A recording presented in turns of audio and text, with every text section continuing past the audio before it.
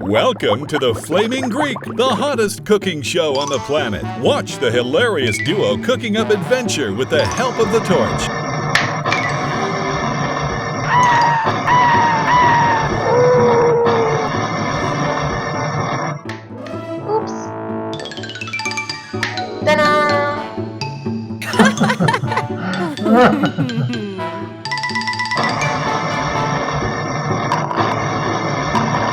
Watch The Flaming Greek and Cammy on Foodie TV. www.theflaminggreek.com.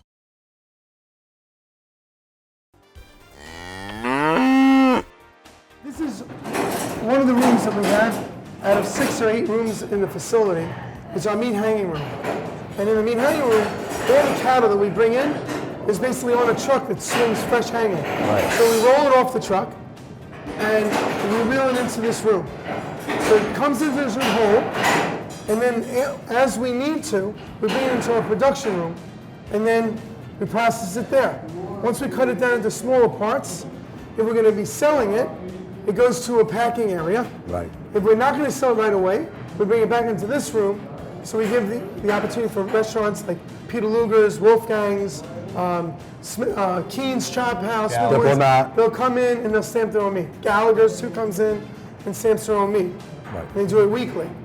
How old is this animal right here from slaughter? All these animals here that we get are between 20 and 24 months. Sometimes 25, 26 months, depending on the time of year. Because the warmer the climate, the less they eat because of the temperature, the weather. Right. So they need to be maybe on feed a little longer to get the right weight. But during the winter time, they're eating, they're drinking. Usually it's between 20 and 24 months. And how long for the slaughter? How old since it's been slaughtered? How long? Well, no, we got this meat this morning and yesterday. And this was Yesterday? no, it would have been slaughtered on Friday. Okay. And then it hangs. They load it, truck it. So 4 or 5 days. 4 or 5 days. Yeah. This is as fresh as you're going to get Yeah, it. that's fresh. You're right. The one staple that we have as Masters over most other companies is that we get the meat here fresher than anybody else. They're still getting meat in a box Right. from a warehouse. Right. They may have come 2,000 miles. Or drove That's from maybe sitting in a warehouse for another week or so. But we get it fresh right off the kill floor. Not frozen either. Not frozen. Right. So that's what makes everything about our product, from the steaks, the chops, from the roast beefs, to even the hamburger. Everything is fresh, right? So you can't get it fresher. Plus, we're one of the largest prime meat distributors in the East Coast. So the meat that we grind is prime. Right. So you're getting not only a fresh piece of product, you're also getting a prime product. So it's really adding one better The value goes up. value on top of another. So if we walk this way, let me show you. Great. Now you talked about different steaks, right? To Right. grill. Inside this carcass, this is the forequarter. This is the front end of the animal, right? Front end.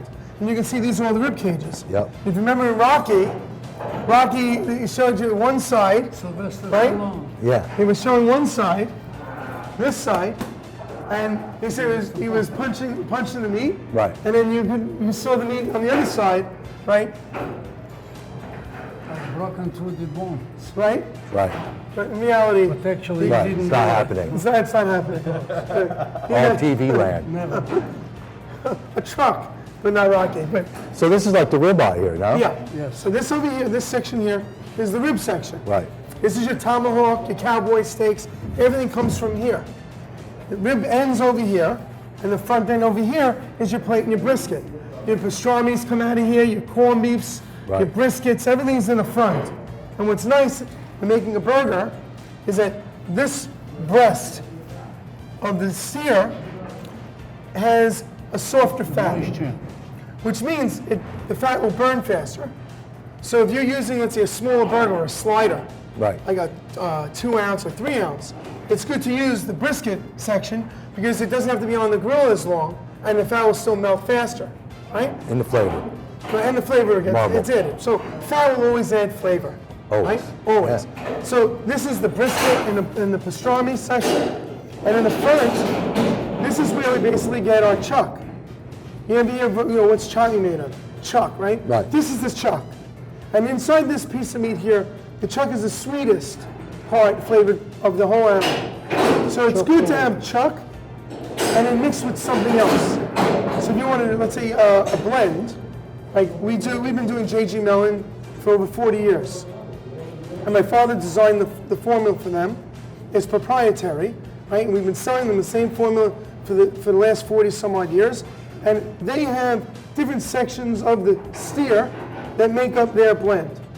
Interesting. And the chuck is the sweetness, and we add other items, let's say porterhouse tail, which comes from the short loin, from the porterhouse steaks. I can show you what that looks like.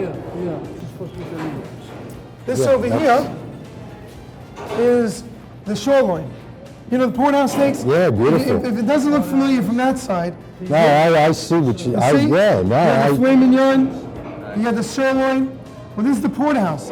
Now up in here, this is called the porterhouse tail. We take this, which is nice and rich in meat and marbling. We take that, we mix that in with our chow meat. Beautiful. We mix it also with maybe a couple of other cuts Right. that add to the flavor profile. Yep. And depending on whether you're on a flat top, which sears faster, Right. you don't need as much fat, so your leanness would be, let's say, a leaner ground, so an 85-15 on a flat top. And if you were working with, let's say, a fire grill or a torch, you might want to go with an 80-20 or a 75-25, because you're torching and you're going to wind up burning a lot of that fat out. Oh, yeah. See, this is all prime. Yeah. And we set this meat up in this room, so now the restaurants and steakhouses come look at it and take whatever they want. Right. We have an open door policy. See, we're proud of what we do. Right. We're not embarrassed, and there's nothing to hide.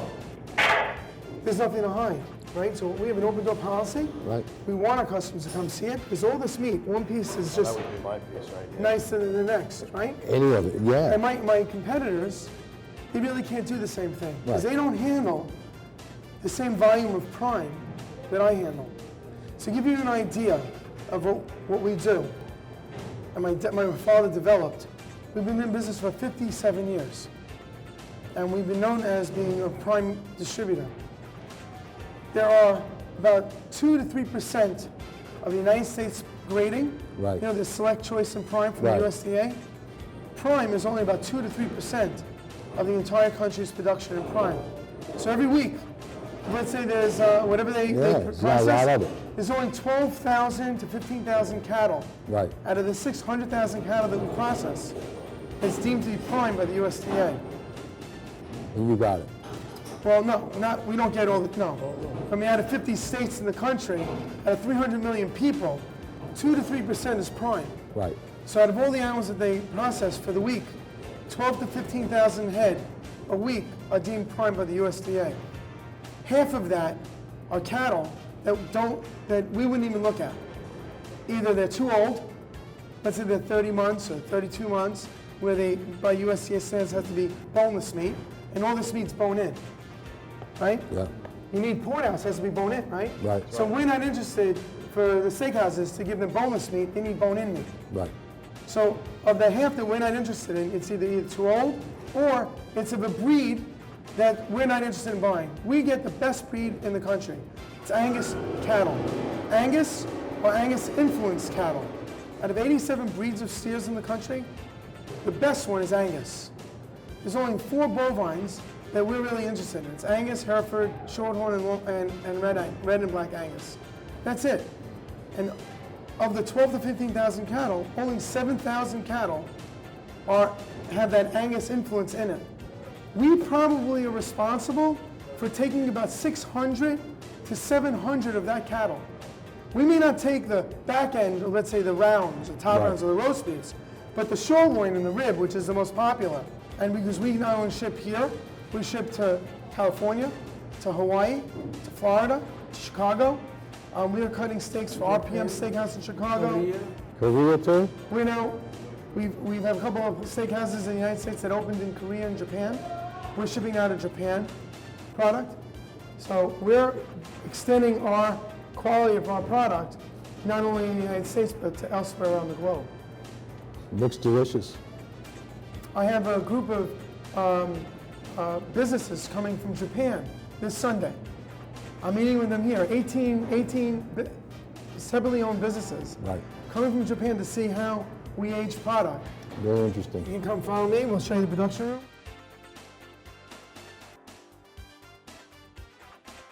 He's actually boning out a top butt. It comes from the hip. But notice how he bones out the top butt, but he leaves the top butt intact on the hip on the other side. So this is the top butt, and on this side is the filet mignon, the head of the porterhouse, right? The hip side. Right. So we take this, and these are all prime, Right. and we cut steaks, a bone-in fillet. So we can get a bone-in fillet by taking this and cutting it this way. Yeah, I mean, you wouldn't think by looking at it, but There's a fillet right there. no, I know, but I mean, as you get into it further, you wouldn't realize that. Now that's prime. Now we can do bone-in fillet from the shoreloin, okay? What they're working on right there, those are shoreloins. You can take the sirloin out of the shoreloin, Right. make it a 180, Right. boneless 180, Right. and then you can cut steaks from the other side, which is bone-in fillet. But you wouldn't take a prime sirloin, destroy it Right. to get bone-in fillet, because it's 25 pounds at $10 a pound, Right. $250 just for that piece of meat. Do the numbers. Just right, so it wouldn't make sense to do that. So most people who do bone-in fillet will take something choice or lower And do it. to get a bone-in fillet. Because then, at that time, they're saying a bone-in fillet, they don't even tell you if it's select or not. Yeah. Thank you. And that's what we call a head. Now, wait one second. I like steak too. How about you? Well, yeah, I try not to eat a lot of it, but Yeah. When you do, it's got to be good yeah, stuff. exactly right. That's the way I do it. I'm not gonna go eat no steak out of this fucking bowl of creek. I do a lot of fish. We get I a, am a meat. and that's what you got. Isn't that beautiful? So Guys, now, can you get a close up of this? so you can take this. Now I would naturally, I would take this, right? And I would, basically take the fat off, right?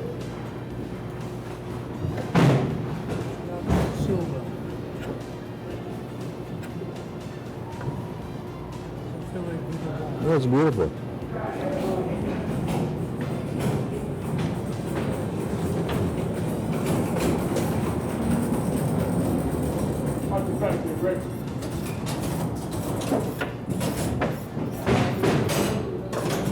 Picture perfect. And you get no better than that. And that's prime. Yes. Yeah. Look at the marbling in it. Yeah. But it's also prime. So if you're not breaking whole cattle like we do, Right.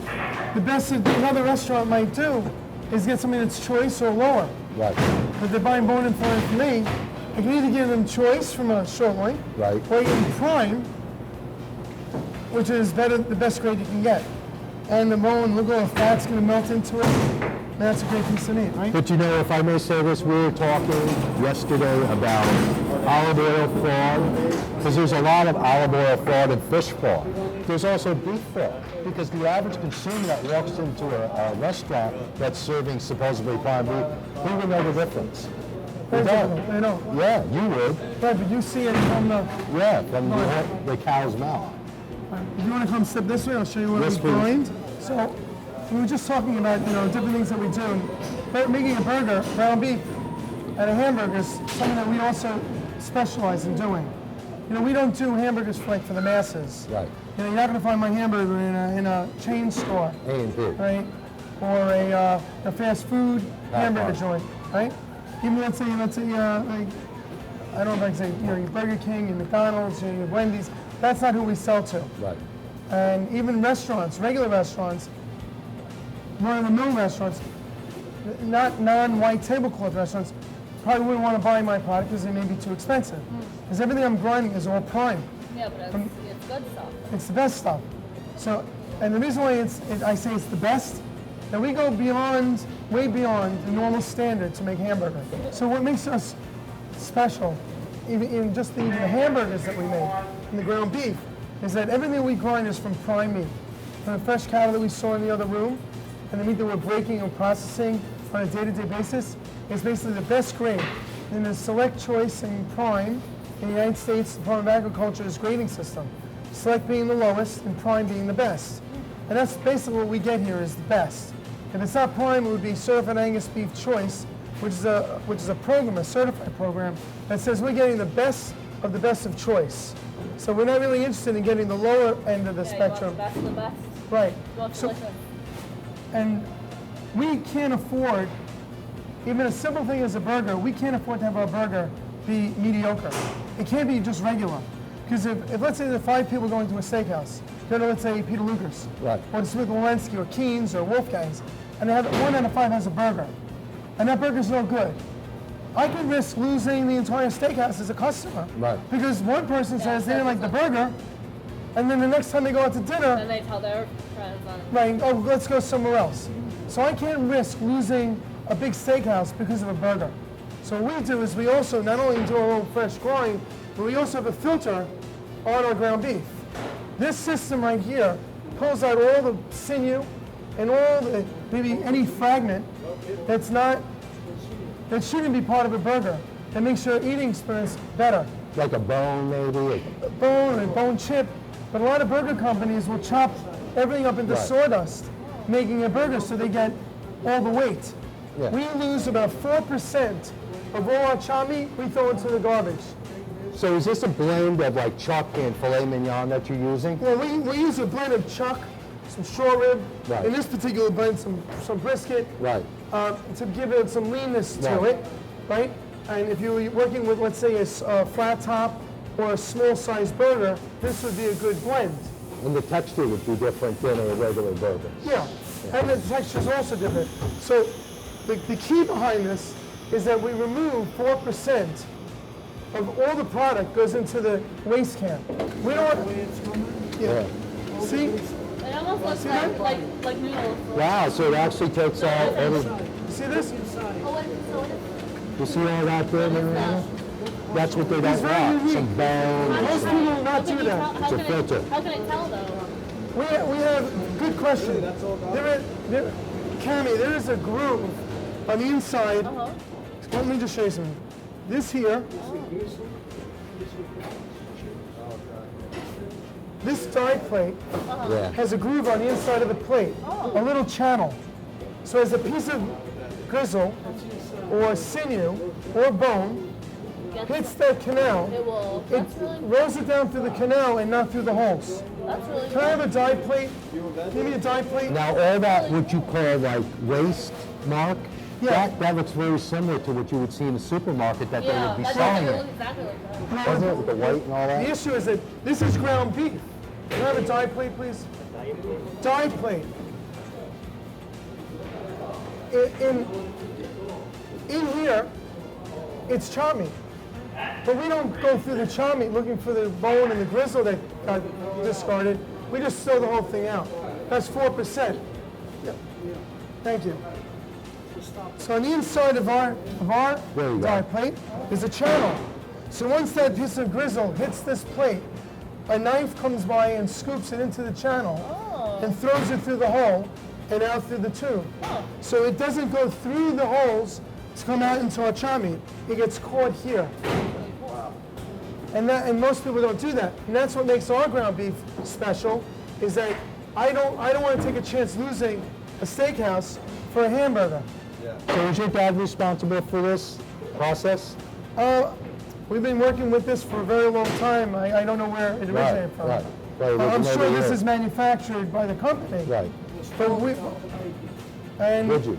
you know, everyone has an option to buy this kind of die plate. Right, but you give them a low profit. Right. They have an option to buy it. Right. It costs more money to buy this die plate. Right. But a lot of people don't do it. It's worth it though, because Well- you get the better, you get all the good stuff and not the bad stuff. Chris, Yes. $100 for that plate. Yeah, I believe it. It's reassuring that you got the cream of the cream, the farm. Right, so if you were going to go and eat a hamburger at a steakhouse, I would be rest assured that there'd be no complaint. Right. on a hamburger. Right. Now a hamburger sells, let's say, this kind of burger sells for $4 a pound. An 8-ounce burger is $2. I'm gonna risk losing a steakhouse that pays $25 a steak from me. Right. $25 for a steak. Right. And they may buy 100. Right. I'm gonna risk losing 100 steaks because a $2 hamburger No. had something in it. Crazy. So everything about our company is quality first. Okay, so now I'd like to show you our dry aging room. And dry aging Let's is go. a process where we keep meat inside a room for about 3 weeks, and we let it sit naturally. And we let it sit naturally. No, we're gonna go this way, Dad.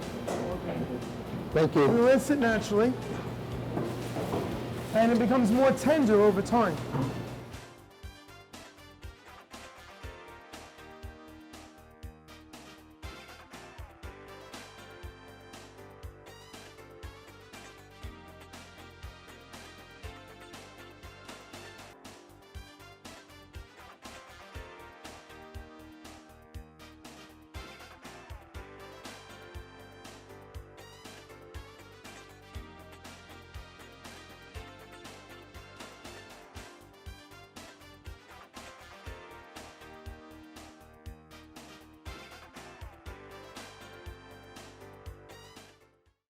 For a copy of any of the recipes that you've seen on today's program, please purchase the Flaming Greek and Cami Cookbook, a delightful, colorful page photo coffee table cookbook that will have you and your family enjoying these recipes in the convenience of your own home. Cook with the Flaming Greek. To purchase the cookbook, log on to theflaminggreek.com. The price is $44.95 plus shipping and handling. Offer made by the Flaming Greek Production.